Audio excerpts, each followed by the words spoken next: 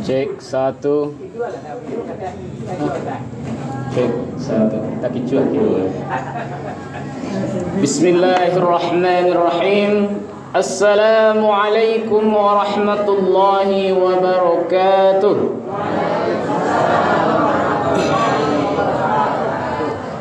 Agak lambek salam jamaah ambo celi. Kita parangah dek makan kolak dan samang kuat jadi dia.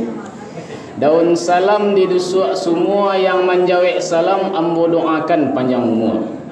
Amin. Daun salam jo pucuk kayu gadih yang menjawab salam ambo doakan banyak pitih. Aku agak semangat amin tibu nang kedua gua. Dek Pak Jorong kita tadi, ibu-ibu bapak-bapak yang dirahmati Allah Subhanahu wa taala, salam perpisahannya dek pakai pantun pulo. Dek namanya ambo darah muda, jiwa muda, pantang kalah pulo ambo kan. Salam pertemuan kita kalau ndak pakai pantun ni.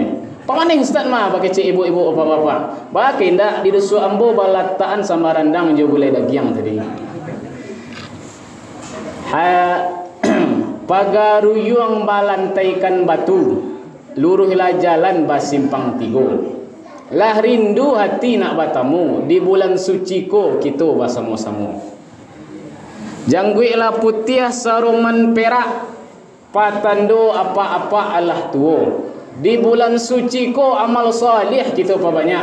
Boleh nak bisa kita masuk surga. Amin ya rabbal alamin. Alhamdulillah.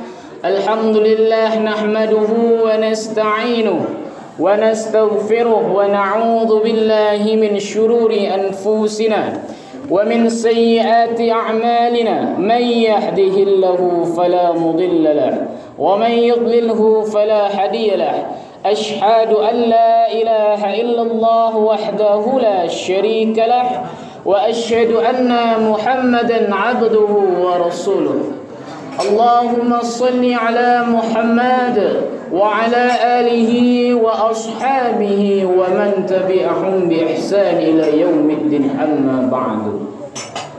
Yang kami hormati Bapak Wali Nagari beserta staf jajarannya, Nini Mama Cadiak Pandai alim ulama suluh bendang dalam nagari nan gadang basa batuah.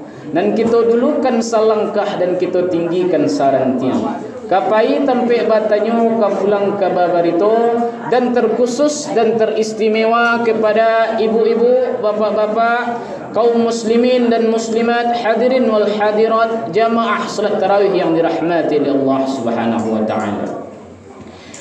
Puji dan syukur kita senantiasa kita curahkan. Kita puji Allah Subhanahu wa taala. Allah yang Maha Esa, tiada ilah yang berhak disembah selain Allah. Allah yang Maha Pengasih, yang kasih sayangnya Allah tidak terbilang-bilang. Agar sepantasnya kita memuji Allah dengan mengucapkan Alhamdulillahi Rabbil Alamin. Segala puji bagi Allah Rabb semesta alam. Berselawat kita kepada Sayyidina wa Maulana Muhammad sallallahu alaihi wasallam. Allahumma salli wa sallim wa barik ala Muhammad. Mudah-mudahan dengan senantiasa kita menjalankan sunnah-sunnahnya Rasulullah, dan dengan senantiasa kita memperjuangkan agama yang dibawa oleh Rasulullah, agar menjadi ghirrah buat kita nanti, menjadi pertolongan dan bisa mendapatkan syafaat dari Nabi Muhammad sallallahu alaihi wasallam. Amin ya rabbal alamin. Ibu bapak yang dirahmati oleh Allah Subhanahu wa taala, di waktu yang singkat ini dan kultum yang terbatas ini, awak ndak abalamu-lamu dulu. Kok ambo calia ibu-ibu lebih ngantuk di sekolah saparo. Iya, Bu. Iyo kareh iyo. Alhamdulillah, pada kesempatan kali ini tausiah kita dengan tema kiat-kiat meraih kebahagiaan, kesuksesan dunia dan akhirat. Pada kesempatan kali ini ada beberapa kiat-kiat yang dapat kita bahas. Berapa kiat-kiatnya? Ada 10. Tapi dek mencari pandangan ibu-ibu apa-apa kamu dak jadi 10 mau sampai ndo. Ambo pa kurang 3 saja. Sampai beko je banyak rungok di antara kita. Beko ya bapak-bapak ibu yang rahmati Allah Subhanahu wa taala. Apa yang kiat-kiat yang tiga itu? Sebelum kita masuk kepada kiat-kiat kebahagiaan, kita harus satukan pandangan kita dulu. Kita harus satukan pikiran kita dulu. Sampai kapalo nan samo bule, lubang hidung nan samo dua, tapi isinya berbeda-beda. Ada nan orang selama hidupnya di dunia bahagianya dengan membangun rumah sapeta, cie ditambah dua ditambah tiga, dengan membuat rumah petak sebanyak-banyaknya. Ada enggak orang bahagia seperti itu? Ada.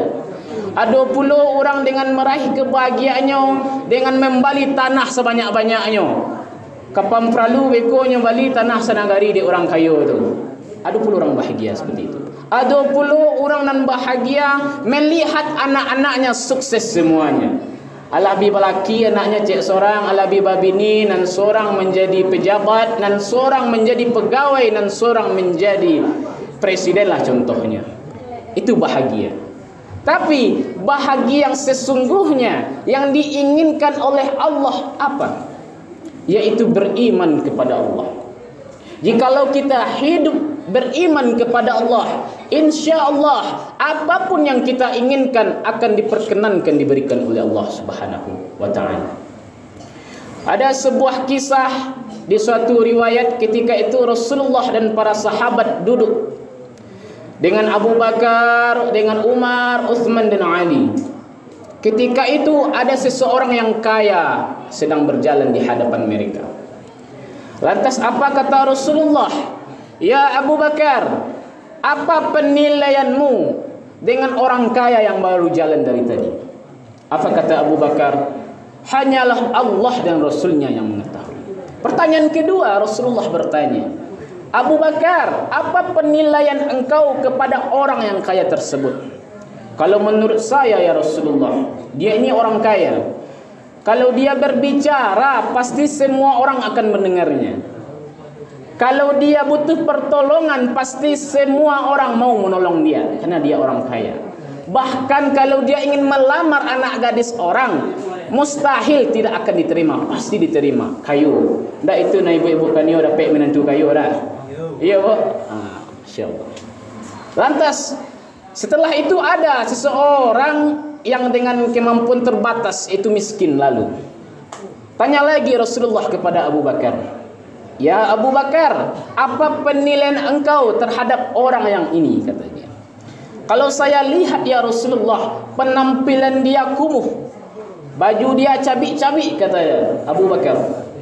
Jikalau dia berbicara, pasti enggak ada orang yang mau mendengarkan dia.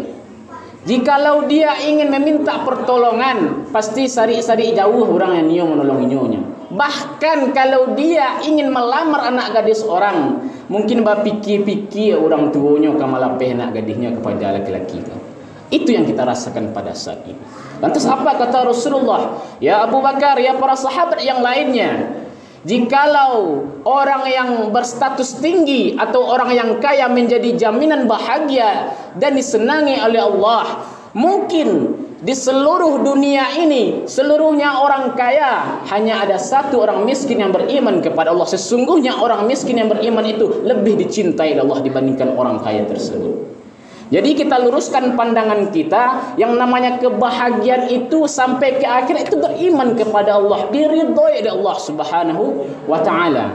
Lantas apa saja kiat-kiatnya? Kita selaraskan dengan itu dulu.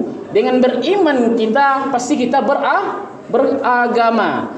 Yang namanya orang beragama pastinya bahagia. Agama ini mudah Bapak Ibu yang dirahmati Allah Subhanahu wa taala. Siapa saja boleh belajar agama. Ndak ada nyobateh belajar agama tu. Lebih mudah daripada belajar sepeda, lebih percaya ibu dah. Lebih percaya ndak? Jikalau awak belajar sepeda, orang nan sehat bisa. Orang nan butuh jangan cuba-cuba belajar sepeda le balantak beko atau tibose kepala lam musuh banda beko. Kalau orang belajar agama, siapa saja boleh diperkenankan oleh Allah.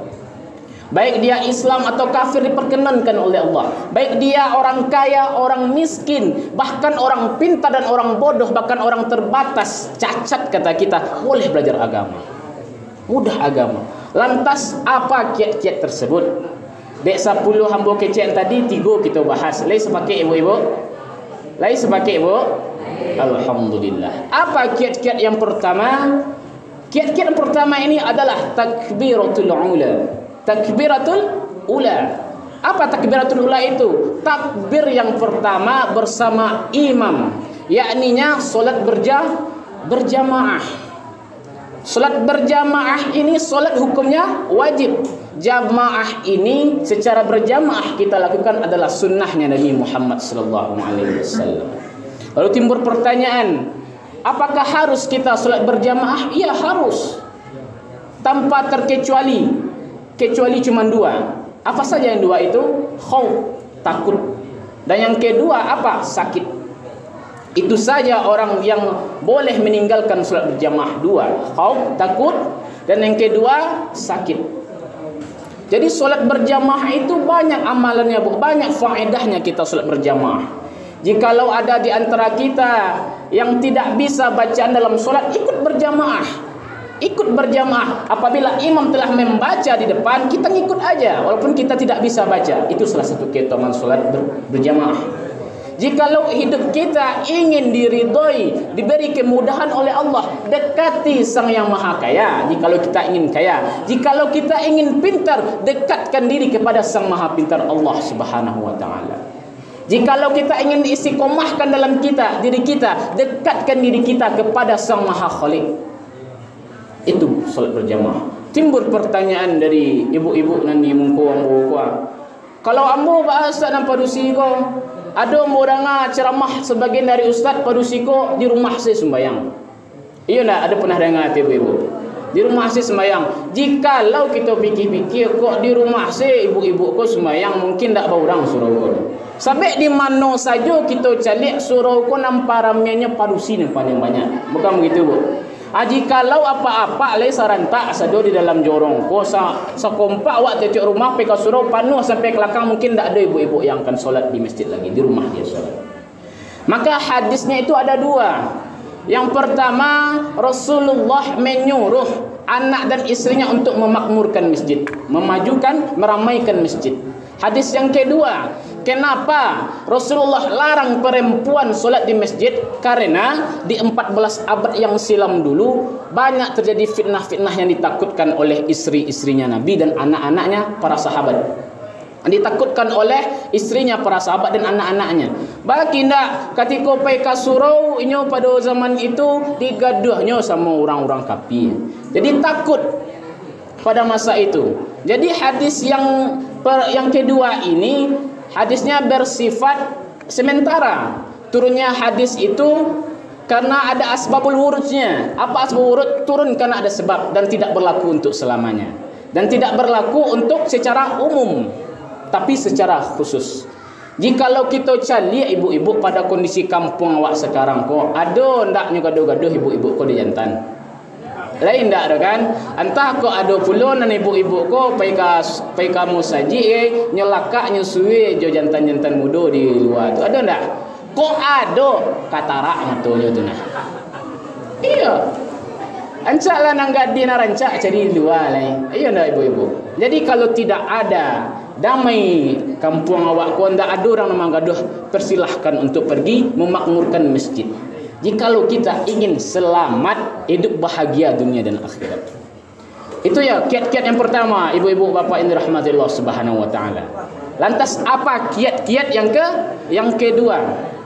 Kiat-kiat yang kedua itu adalah tilawah Quran. Tilawatil Quran, membaca Al-Quran. Kenapa bulan suci Ramadan ini dinamakan dengan Syahrul Quran, bulannya Quran? Karena di bulan Ramadan ini Allah turunkan Al-Quran. Syahrul Ramadan alladzi unzila fil Quran hudan linnas wa bayyinatin minal huda wal furqan. Bulan suci Ramadan adalah bulan yang mana Allah turunkan Al-Quran di dalamnya sebagai petunjuk bagi manusia, sebagai pembeda bagi manusia, bisa membedakan antara yang halal dan haram, antara yang baik dan buruk. Itu Al-Quran. Jadi jikalau kita berpedoman kepada Al-Quran, Al-Quran itu adalah imam kita. Imam kita. Dan kita ini adalah makmum. Batanya yang ambo ke ibu-ibu apa-apa. Kalau Al-Quran imam awak ikut imam atau imam ikut makmum? Makmum ikut kepada iman. Berarti sesuaikan hidup kita sesuai perintah anjuran Al-Quran. Jikalau ini salah, tinggalkan. Jikalau ini benar, lakukan walaupun itu pahit. Walaupun kebaikan yang kita lakukan penuh dengan cacian orang lain, kebaikan yang kita lakukan penuh dengan hinaan orang lain, jangan didengarkan. Yang penting kita hidup sesuai pada jalannya dan sesuai apa yang Allah perintahkan. Itu yang kedua. Karena tuntutan Al-Quran ini 4, Bu. Ada berapa tuntutan Al-Quran?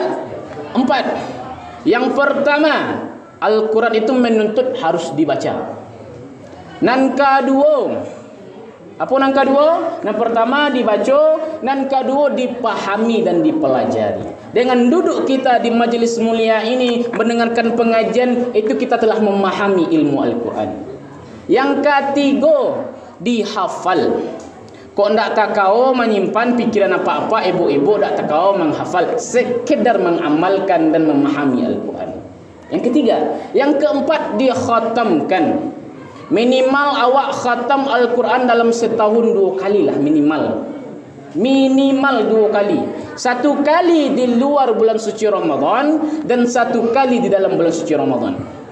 Al-Imam Asy-Syafi'i mengkhatamkan Al-Quran di bulan suci Ramadan ini, Bu, lebih 7 kali. Kok bapak-bapak ibu lihat kau, alah sakampung mengaji di masjid kok khatam saya sekali ragu ambo dulu. Iya nak? Fakta. Itu minimal 1 kali kita khatam di bulan Ramadan ini. Oh Ustaz, ambo hidup susah Ustaz, dak bapitih ambo dak takau membali Al-Quran. Datang ke rumah ambo. Ambo lagi Al-Quran cek kalau tidak malu. Membali Al-Quran yang dipakai untuk selamanya, selagi kita hidup kita baca tak mampu kita. Bagaimana bali paket nan sebulan 50.000 sekali 3 hari tak bali dia. Masa Al-Quran, ambo prihatin ibu bapak-bapak yang dirahmati Allah Subhanahu wa taala. Ada murid ambo mengaji, membawa ikro ala cabi-cabi ala dimakan dek apa namanya tu ala dek digigit je orang manci. Prihatin kita. Prihatin karena kenapa? Ketika kita serahkan anak kita ke sekolah dunia, SD, SMP, SMA, kita berikan fasilitas yang baik untuk anak kita. Bajunya mangkilek ketikanya sekolah, sepatunya mangkilek, tasnya tas baru. Tapi ketika serahkan anak kita ke TPA, mengaji Al-Quran cabik-cabik dan nyebut. Bahkan sambungan ayat itu tak sobok dah dok. Mak sambungannya hanya gunanya mak bungku badar di rumah ustaz je. Nauzubillah. Jadi jangan sampai kita ibu mengenyampingkan akhirat dan mengedepankan dunia. Jadi harus setara. Jikalau anak-anak ingin mengaji, berikan Al-Quran yang terbaik untuk anak kita. Berikan Iqra yang bagus untuk anak kita. Jadi kalau ini ingin hidup kita bahagia dunia dan akhirat. Ini yang kedua ibu-ibu bapak yang dirahmati Allah Subhanahu wa taala. Lantas yang ketiga, apa kiat ingin meraih kebahagiaan dunia dan akhirat? Yaitu tutup aurat terkhusus bagi ibu-ibu. Ku ambo cali ibu-ibu yo solehah-solehah siko. Tak tutup sada pakainya. Inyo nak khawatir ambo ko bu ala limo baleh tabali umurnya bagere-gere yo lambu keluar pi kadai belanja. Ya, dak tahu jangi tinggal seperempek lesunya le doh. Apa gere-gere pulo rambut. Tambah pulo bajalan jonda pe ngabuburit ceritonya Pe ngabuburit anak muda doh, urang limo baleh tabali. Ya. Saking kancang gas ondanya 40 lari gas ondanya 40 kudu melompet deteh kepalanya. Nauzubillah. Tutup aurat ibu-ibu bapak ni rahmat. Untuk ibu-ibu sini bapak-bapak yang tutup aurat Allah takajub ibu. Tutup aurat dianjurkan. Tanya ambo ke ibu saya.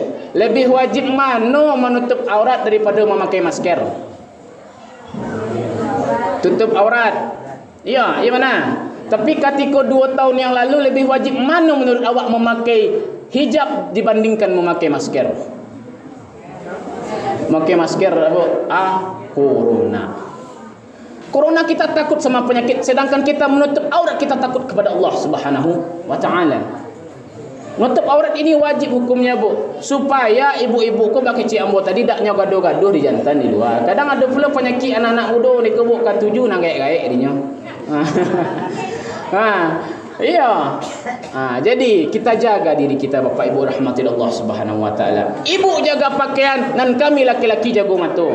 Sampai kau mencari itu laki-laki ko dak ada nak dan yang dak tabalala encik mata dah bu. Nak dicari dosa, nak ka dicari aku barang rancak kira ni muka gua. Iya tak? Jadi tutuplah aurat kita ibu-ibu, dianjurkan untuk menutup aurat.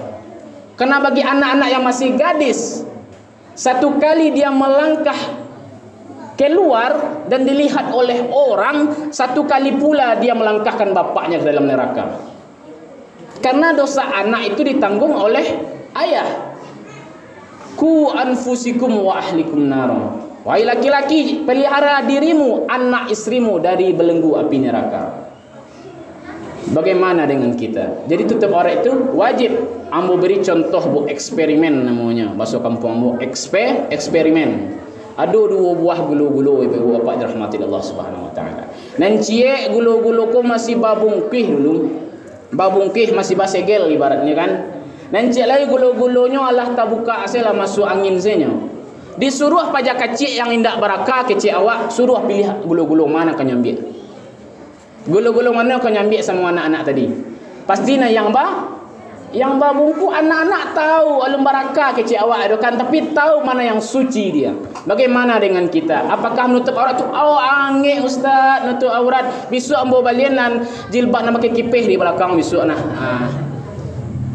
Jadi itu ibu rahmati Allah Subhanahu wa taala. Jikalau hidup kita ingin dijaga oleh Allah, jikalau hidup kita diberikan kebahagiaan Allah Subhanahu wa taala, ini 3 kiatnya. Yang pertama apa tadi? Ayo, yang pertama apa bu? Takbiratul ula, membersamai takbir pertama bersama imam.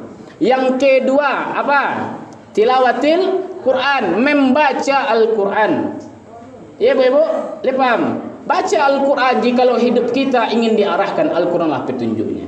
Yang ketiga tutup aurat. InsyaAllah ibu-ibu bapak dirahmati Allah Subhanahu wa taala, jikalau yang 3 ini senantiasa kita jaga, InsyaAllah apapun keinginan kita akan diperkenankan oleh Allah. Apapun yang kita ingin dalam kebahagiaan akan Allah berikan, karena kita taat atas perintah-perintahnya Allah Subhanahu wa taala. Jangan sampai kita lalaikan. Samulah Pak Wali memanggil jorong-jorongnya, kok lindak perkenankan paidak jorong-jorongnya, kaji pangannya Pak Wali. Kan SP1, SP2, SP3. Tapi ketika Allah memanggil kita, hayya 'alas shalah, Allah memanggil kita untuk beribadah Bapak Ibu rahmatillah Subhanahu wa taala. Nan sibuk puluhnya dulu, nan sibuk ke sawah, nangguang stek lai. Nangguang stek lai kok tajangkang se matinya kamanya masuk tu orang-orang muda itu tu. Nangguang stek lai kecil inyu puluh tu. Allah memanggil kita segerakan. Sini kata Allah, hayya 'alas shalah, aku beri apa yang engkau inginkan kata Allah. Hayya 'alal falah, apa yang engkau inginkan, ingin kemenangan pada dirimu, kesinilah meminta kepadaku kata Allah.